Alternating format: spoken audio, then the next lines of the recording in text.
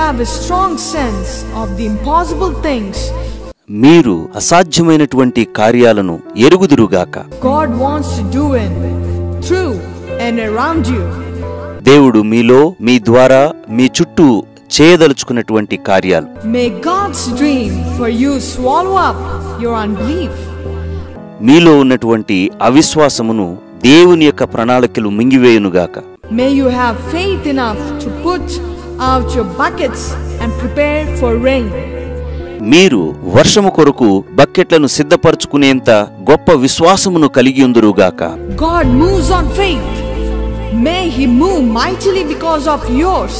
దేవుడు విశ్వాసముతో కార్యాలు జరిగిస్తాడు. నీ యొక్క విశ్వాసమును బట్టి దేవుడు గొప్ప కార్యములు చేయునుగాక.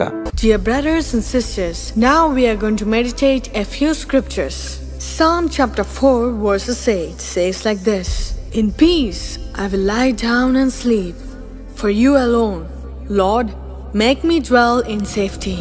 Proverbs chapter 3 verses 24 says like this: When you lie down, you will not be afraid. When you lie down, your sleep will be sweet.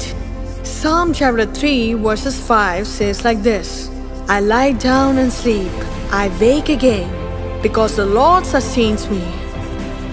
Psalm chapter 91 verses 4 to 5 says like this: He will cover you with his feathers, and under his wings you will find refuge.